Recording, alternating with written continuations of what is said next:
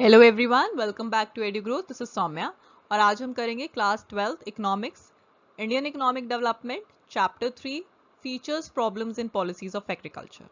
अब होप आपको मेरी वीडियोस पसंद आ रही है। अगर आपको वीडियो पसंद आए प्लीज वीडियो को लाइक कीजिएगा, चैनल को सब्सक्राइब कीजिएगा एंड कोई भी डाउट है नीचे कॉमेंट सेक्शन में या टेलीग्राम ग्रुप पे आप हमें भेज सकते हैं। So let's start. Now this is something about me. First, we'll discuss importance of agriculture. First point is contribution to GDP. GDP is gross domestic product. Agriculture makes a great contribution to GDP in India. अब GDP में agriculture की बहुत ज़्यादा contribution रही है हमेशा से. During the period of planning, contribution of agricultural sector to GDP had been ranging between 51 to 17.4% for different years. अब पीरियड ऑफ प्लानिंग के टाइम पे जो एग्रीकल्चर सेक्टर की कंट्रीब्यूशन रही है वो रही है बिटवीन 51% टू 17.4%। अलग अलग ईयर्स के लिए it has tended to decline over time from as high as 51% in 1950-51। अब 1950-51 में 51% कंट्रीब्यूशन थी एग्रीकल्चर की टू 14.4% इन 2018-19। 18-19 में सिर्फ कितनी रह गई है? 14.4%। बट इसका मतलब ये नहीं है दैट इंपॉर्टेंस ऑफ एग्रीकल्चर कम हुई है। It often occurs owing to relatively faster growth of secondary and tertiary sectors in the economy. इसका मतलब ये नहीं है कि एग्रीकल्चर सेक्टर की इंपॉर्टेंस कम हो गई है। दैट मीन्स जो ग्रोथ है सेकेंडरी एंड टर्शरी सेक्टर्स की वो कहीं ज्यादा है एग्रीकल्चर सेक्टर से। So that's why the contribution has been declined to 14.4% in 2018-19. Now next importance is supply of wage goods. अब agricultural sector wage goods provide करता है. Wage goods are necessities of life such as wheat, rice, pulses, maize, bajra, oilseeds, etc. Agriculture provides wage goods to about 121 crore of people in India. तो agriculture wage goods provide करता है agricultural sector. Then next importance is source of employment. In India, agriculture is a significant source of employment. Over 50% of the working population of India is engaged in agricultural sector, implying that agriculture is the main source of subsistence for people in India. अब 50% से ज़्यादा population जो working population है, that is engaged in agriculture. So it implies that जो agriculture है ये principal source है subsistence का for people in India. Next importance is supply of raw materials. Agriculture supply करता है raw materials industries को. Agriculture supply industrial raw materials जैसे cotton, textile industry को, seeds, oil industry को और sugarcane, sugar mills को. As a supplier of raw materials, the agriculture sector is of primary significance for the growth of industrial sector in the economy. अब जो raw material supply करता है agriculture sector जिसकी वजह से ये प्राइमरी सिग्निफिकेंस है इंडस्ट्रियल सेक्टर की ग्रोथ के लिए, बिकॉज सारी इंडस्ट्रीज का जो रॉ मटेरियल है वो एग्रीकल्चर सप्लाई करता है. Next point, source of demand for industrial goods. अब डिमांड भी करता है एग्रीकल्चर सेक्टर इंडस्ट्रियल गुड्स के लिए, जैसे कैपिटल गुड्स हैं. अब tractors and harvester machines are demanded exclusively. अब जो एग्रीकल्चरल सेक्टर है उनको ट्रैक्टर्स चाहिए, हार्वेस्टर मशीन्स चाहिए जो ये इंडस्ट्री से लेते हैं. सो जो एग्रीकल्चरल प्रॉस्पेरिटी है उसकी वजह से इंडस्ट्रियल प्रॉस्पेरिटी भी हो जाती है, क्योंकि जब ये गुड्स की डिमांड करेंगे तो इंडस्ट्रीज इनको गुड्स बना के देंगी जिसमें इंडस्ट्रीज को भी प्रॉफिट होगा. सो एग्रीकल्चर प्रॉस्पेरिटी की वजह से इंडस्ट्रियल प्रॉस्पेरिटी भी होगी. Next importance is contribution to international trade. Agriculture makes an important contribution to India's international trade. 2018-19 में जो share of agricultural sector in total exports था वो 11.76% था. 11.76 एग्रीकल्चरल गुड्स एक्सपोर्ट हुए थे 2018-19 में. इंडिया एक्सपोर्ट्स क्या क्या एक्सपोर्ट करता है India? Tea, jute, cashnuts, tobacco, coffee and spices. Exports are a source of foreign exchange which India needs for the import of defence goods as well as crude oil. So exports जो है ये basic source है foreign exchange का, ताकि बाहर की currency India में आए जो इंडिया को चाहिए, क्योंकि इंडिया इंपोर्ट करता है defence goods and crude oil. Next importance, contribution to domestic trade. So जितना भी डोमेस्टिक ट्रेड है, जितनी भी डोमेस्टिक डिमांड है वो भी एग्रीकल्चर पूरी करता है. Agriculture also plays a significant role in the country's domestic trade. Huge expenditure in India is incurred on the purchase of farm products needed by more than billion people in the country. तो जितनी भी लोगों की demand है agriculture goods की वो भी agriculture sector पूरी करता है. Next point, support to the transport industry. Agriculture in India offers an important support to transport industry. Both railways and roadways are the bulk carriers of farm products in India, which implies that agriculture is significant source of demand for the transport industry. अब जितनी भी railway और roadways हैं ये bulk carriers हैं, carry करते हैं goods, agriculture goods from one place to another, so which is source of demand for transport industry. So transport industry भी इसकी वजह से प्रॉस्पर करती है. So there is support to transport industry by the agricultural sector. Next point, wealth of the nation. A significant component of the country's wealth belongs to agriculture sector. अब significant component है जो country's wealth का ये agriculture sector को belong करता है. In terms of fixed assets, land occupies the highest rank in India. अब land सबसे ज़्यादा highest rank पे है इंडिया के in terms of fixed asset. Besides, capital worth crores of rupees stays invested in major and minor irrigation projects. And major and minor irrigation projects में capital भी invested रहती है, which is worth crores of rupees. Briefly, agriculture in India, this is the conclusion. Agriculture in India is of central significance both in terms of production of farm products and in terms of demand for non-farm products. Production of farm products as well as non-farm products. Any slowdown in agriculture sector leads to slowdown of industrial sector. अगर agriculture sector slow down होगा, so industrial sector भी slow down होगा by way of low demand emerging from agriculture sector. क्योंकि अब industrial sector के लिए demand कम हो जाएगी अगर agriculture slow down होगा तो industrial भी slow down होगा. Consequently, GDP growth rate is severely impacted, जिसकी वजह से GDP growth rate भी कम हो जाएगा. Next, we'll be doing features of Indian agriculture. First feature is low productivity. Productivity means output per hectare of land. It is extremely low in India compared to advanced nations in the world. अब बाकी nations के comparatively India की productivity जो है वो बहुत कम है. For example, हम राइस का एग्जाम्पल लेते हैं. इंडिया में जो राइस की productivity है that is 3.6 tons of output per hectare of land. On the other hand, China में 6.8, Vietnam 5.8 and world average is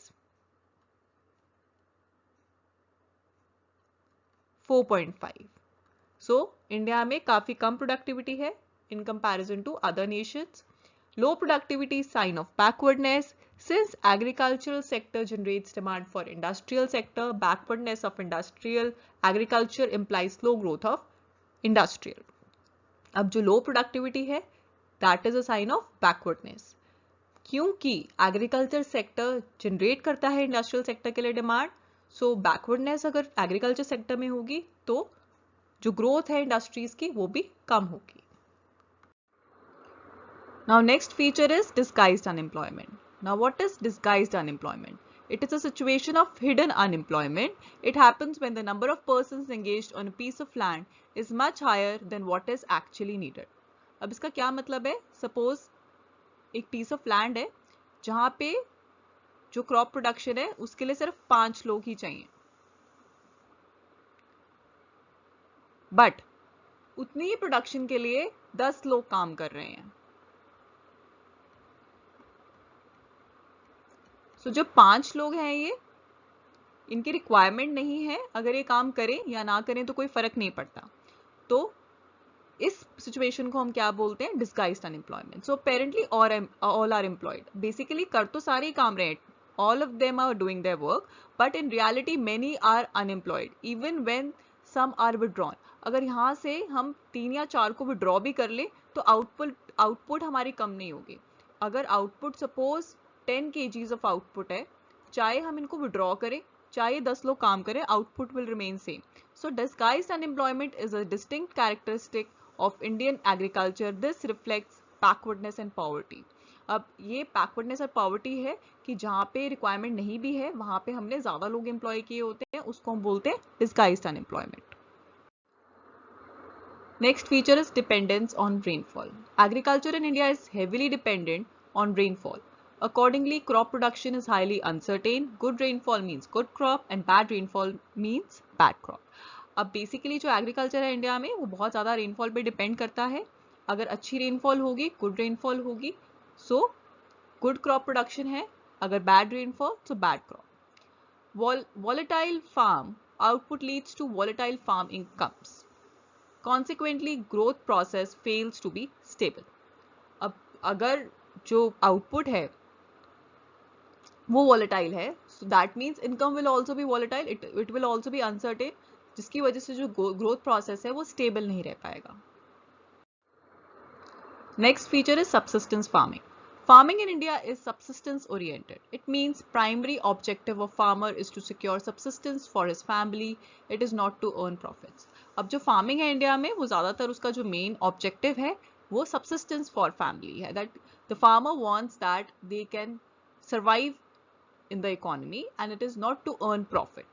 Earn profit नहीं होता उनका motive. It implies that farming in India is not much commercial in nature. It is not very commercial in nature. It's not basically to earn a lot of money, a lot of profit. Subsistence agriculture fails to generate surplus for investment. अब इसकी वजह से अगर हम subsistence agriculture की बात करें, इसकी वजह से जो investment के लिए surplus है वो नहीं आ पाता है, जिसकी वजह से stagnation in agriculture है. The growth is very slow or no growth is there. Next feature is lack of modern inputs. Modern inputs like chemical fertilizers, insecticides and pesticides, they are not judicially used. It is because bulk of farming population in India is extremely poor. अब agriculture में हम बहुत ज़्यादा modern inputs भी use नहीं कर रहे हैं, जैसे केमिकल फर्टिलाइजर्स हो गए, insecticides and pesticides properly use नहीं कर रहे हैं बिकॉज मैक्सिमम जो पॉपुलेशन है फार्मिंग की it's very poor. So they are not able to use these modern inputs. Lack of modern inputs leads to low productivity and therefore backwardness. अब modern inputs नहीं use करेंगे, lack of modern inputs होंगे जिसकी वजह से productivity भी कम होगी, जिसकी वजह से बैकवर्डनेस आ जाएगी इकोनॉमी में. Now next is small holdings. Small holdings और small size of farmers land under cultivation is a characteristic feature of Indian agriculture. अब जो फार्मर्स के पास लैंड होता है for cultivation that is small in size. Small holdings are a hindrance in the process of growth in two ways. अब small holdings की वजह से जो प्रोसेस ऑफ ग्रोथ है वो रुक जाता है दो तरह से. First, mechanisation of farming, use of machines become difficult. अगर लैंड स्मॉल है उसके ऊपर हम मशीन्स का यूज मुश्किल से कर पाएंगे. Second, marginal farming continues to view farming as a source of subsistence rather than enterprise for profit. अब अगर लैंड स्मॉल है तो फार्मिंग को सिर्फ एक सोर्स ऑफ सब्सिस्टेंस की तरह ही देखा जाएगा कि इतने छोटे से लैंड पे कितनी ज़्यादा प्रोडक्शन हो जाएगी. तो बिकॉज जो प्रोडक्शन है वो भी कम हो पाएगी अगर लैंड होल्डिंग छोटी होगी, उसकी वजह से उसको सिर्फ सोर्स ऑफ सब्सिस्टेंस देखा जाएगा एंड उसको as an enterprise of profit नहीं देखा जाएगा. Next point is landlord tenant conflict. Huge areas are cultivated by tenants who are owners of the soil, but bulk of revenue is appreciated by the owners, the landlords. अब ज़्यादा जो बड़े areas हैं वो tenants ही cultivate करते हैं, वो owners नहीं करते हैं सॉइल के कल्टिवेट, बट जो बल्क ऑफ रेवेन्यू है वो ओनर्स लेते हैं. Tenants often get the bare minimum. जो एक्चुअली कल्टिवेट कर रहे हैं, जो फार्मर्स वहाँ पे एक्चुअली कल्टिवेशन में इन्वॉल्व हैं, उनको बहुत कम पैसे मिलते हैं. लिटिल और no surplus is left with the tenants for reinvestment. अब उनके पास कुछ पैसा नहीं बचता है कि वो फार्मिंग में दोबारा से उसको री इन्वेस्ट कर सके. Accordingly agriculture tends to stagnate, जिसकी वजह से जो एग्रीकल्चर है उसकी इतनी ज़्यादा ग्रोथ नहीं हो पाती है. Next is primitive technology. Because bulk of farms in India are small in size and bulk of farming population is poor, the use of primitive technology becomes inevitable. अब क्योंकि ज़्यादातर फार्मर्स पुअर हैं और उनके पास लैंड बहुत small in size है, तो हम न्यू टेक्नोलॉजी नहीं यूज़ कर पा रहे हैं, हम वही प्रिमिटिव टेक्नोलॉजी यूज़ कर रहे हैं जो ओल्ड है. There are plenty of instances where bulls plow the field rather than the tractors. अब बहुत सारे इंस्टेंसेस है जहाँ पे बुल्स ही अभी भी प्लो कर रही है फील्ड को और ट्रैक्टर्स नहीं यूज़ कर पा रहे हैं हम. We find heavy reliance of cultivators on cattle power and manpower rather than on modern equipments like tractors and harvester machines. अब ज़्यादातर cattle power एनिमल से ही कल्टिवेट हो रहे हैं फील्ड्स, एंड हम वहाँ पे मॉडर्न इक्विपमेंट्स कम ही यूज कर पा रहे हैं, tractors and harvester machines. Consequently productivity remains low, जिसकी वजह से जो एग्रीकल्चर प्रोडक्टिविटी है वो भी बहुत कम रहती है। These features of Indian agriculture lead to an important conclusion that Indian agriculture is extremely backward despite the fact that it is of significant importance of Indian economy. अब इन सारे फीचर्स, जितने भी हमने फीचर्स देखे एग्रीकल्चर के, इससे हमें क्या पता चलता है कि जो एग्रीकल्चर है अभी भी बैकवर्ड है, जबकि हमें पता है कि एग्रीकल्चर एक बहुत इंपॉर्टेंट पार्ट है इंडियन इकोनॉमी का, तब भी वो अभी भी बैकवर्ड है। Now we'll discuss problems of Indian agriculture. First is lack of permanent means of irrigation. Crop farming in India is heavily dependent on rainfall. Permanent means of irrigation are extremely deficient. अभी हमने पढ़ा था कि जो agriculture है वो बहुत ज़्यादा डिपेंडेंट है रेनफॉल पे, जो परमानेंट मीन्स ऑफ इरिगेशन है वो बहुत ज़्यादा डेफिशिएंट है, वो नहीं है हमारे पास permanent means of irrigation. Dependence on rainwater makes Indian agriculture extremely vulnerable. Good rainfall brings good harvest, while droughts cause a substantial loss of output. अब जो डिपेंडेंस ऑन रेन वाटर है वो बहुत ज़्यादा है, अगर अच्छी रेनफॉल होगी तो अच्छा हार्वेस्ट आएगा, अगर ड्रॉट्स होंगे सो लॉस हो जाएगा आउटपुट का। Stability in agricultural output requires that permanent means of irrigation are developed across all the parts of the country. So requirement है हमें requirement है कि यहाँ पे permanent means of irrigation हो, यहाँ पे डिपेंडेंसी ऑन रेन वाटर कम हो और एक इरिगेशन के मीन्स हो, ताकि बहुत ज़्यादा एग्रीकल्चर आउटपुट इंक्रीज हो और डेवलप हो पाए agriculture. Next is deficiency of finance. अब डेफिशिएंसी ऑफ फाइनेंस एक और प्रॉब्लम है जो इंडियन एग्रीकल्चर फेस कर रहा है। For bulk of their financial needs small farmers depend upon non institutional sources. अब जितनी भी फाइनेंशियल नीड्स हैं स्मॉल फार्मर्स किस पे डिपेंड करते हैं? नॉन इंस्टीट्यूशनल सोर्सेज पे डिपेंड करते हैं, जो कि है mahajans, money lenders and landlords. ये इनसे पैसे लोन पे लेते हैं। अब ये बहुत ज़्यादा high rate of interest charge करते हैं। Institutional finance, referring to finance by banking and other financial institutions, is extremely scarce in relation to the needs of farmers. अब जितना farmers को चाहिए वो उसके comparison में बहुत कम है institutional finance, and जो non institutional finance है जो वो कर रहे हैं farmers को, वो बहुत high rate of interest charge करते हैं। So lack of finance hinders growth of Indian agriculture, जिसकी वजह से उनको proper उनकी जो financial needs है farmers की पूरी नहीं हो पा रही हैं। High cost of borrowing leads to vicious circle of poverty of farmers. अब जितनी ज़्यादा वो हाई रेट ऑफ इंटरेस्ट देंगे तो उसी वजह से वो एक ट्रैप हो जाते हैं, वो विशियस सर्कल ऑफ पॉवर्टी में, and they remain poor. Next point is conventional outlook. Conventional outlook towards farming is at another problem of Indian agriculture. Despite innovative farm technology and farm management practices, Indian farmer continues to rely on conventional wisdom. अब जबकि नई practices भी आ गई हैं, तब भी जो farmer है वो वही ओल्ड आउटलुक लेके चल रहा है, and he is relying on that conventional wisdom. He continues to consider farming more and more as means of subsistence and less of business venture. अब हर फार्मर को होता है वो सिर्फ गुजारा कर पाए अपना, and he is less business oriented, and वो बिजनेस वेंचर की तरह नहीं देखता है फार्मिंग को। Accordingly, he continues to focus on crops which offer him food security rather than those which yield high profits but are risk-prone. अब जो farmers हैं वो उन्हीं क्रॉप्स पे फोकस करते हैं जो उनको फूड सिक्योरिटी देते हैं, rather than those yielding high profits. उन क्रॉप्स पे फोकस नहीं करते जो बहुत ज़्यादा हाई प्रॉफिट्स देंगे। The typical Indian farmer is reluctant to grow as entrepreneur. He avoids undertaking risk for profits. वो एक बिजनेस की तरह नहीं फार्मिंग को कर रहे हैं, they are avoiding because they don't want to take risk. Next problem is small and scattered holdings. Holdings in India are not only small but scattered as well. Small holdings do not allow use of modern technology. अब जो land है India में for agriculture वो ना ही सिर्फ छोटा है but वो स्कैटर्ड भी है। Scattered holdings increase the cost of management. अब एक लैंड होल्डिंग, अगर यहाँ पे एक लैंड होल्डिंग दूर है, अगर ये स्कैटर्ड है, ये ना ही सिर्फ कॉस्ट ऑफ मैनेजमेंट इंक्रीज करेगी, but this contributes to backwardness of farming and poverty of the farmers. Next problem is exploitative agrarian relations. अब agrarian relations क्या होते हैं? Business relations between landlords and tenants. Most landlords are absentee landlords. Absentee landlords का मतलब क्या है? वो farming खुद नहीं करते हैं, they rely on rental income, they tend to exploit their tenants. अब टेनेंट्स कौन होते हैं? जो एक्चुअल टिलर्स होते हैं of the soil, who are actually working on the soil by way of high rents and related charges. अब जो landlords है वो उनसे बहुत ज़्यादा हाई रेंट चार्ज करते हैं और जो रिलेटेड चार्जेस हैं वो भी होते हैं। Having paid high exorbitant rents to the absentee landlords, the tillers of the soil are left with little surplus for further investment। क्योंकि जो टेनेंट्स हैं वो बहुत ज़्यादा हाई रेंट्स पे कर रहे हैं लैंडलॉर्ड्स को, तो उनके पास बहुत कम पैसे बचते हैं for further investment in agriculture. Accordingly land continues to be used as source of subsistence. सिर्फ लाइवलीहुड के लिए वो यूज कर रहे हैं लैंड को, rather than source of business profit. Next is lack of organised marketing system. अब जो मार्केटिंग सिस्टम है वो भी बहुत ऑर्गेनाइज नहीं है। Agriculture marketing system is highly unorganised. A vast majority of small farmers continue to sell their output in local markets at reduced rates. तो जितने भी फार्मर्स हैं, स्मॉल फार्मर्स हैं, ज़्यादातर वो लोकल मार्केट्स को बहुत कम प्राइस में अपना आउटपुट बेच देते हैं। To a large extent this is their compulsion.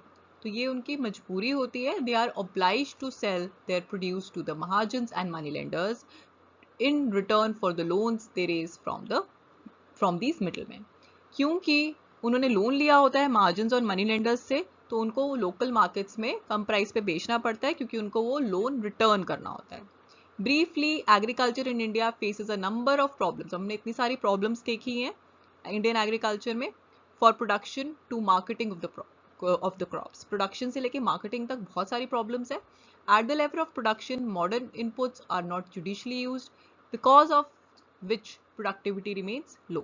At the level of marketing, the bulk of small holders fail to get a remunerative price of their crops because of lack of organized marketing system. अब production के level पे क्या problem थी? जो modern inputs थे वो properly use नहीं किए जा रहे थे, जिसकी वजह से प्रोडक्टिविटी कम थी। एंड मार्केटिंग लेवल पे क्या प्रॉब्लम है? जो स्मॉल होल्डर्स हैं, they don't get there price of crops, क्योंकि वहां पे एक ऑर्गेनाइज्ड मार्केटिंग सिस्टम नहीं है। Now thanks for watching. अगर आपको कोई भी डाउट है नीचे कमेंट सेक्शन में या टेलीग्राम ग्रुप पे आप हमें भेज सकते हैं। अगर आपको वीडियो पसंद आए प्लीज वीडियो को लाइक कीजिएगा एंड चैनल को सब्सक्राइब कीजिएगा। Thanks for watching, bye bye.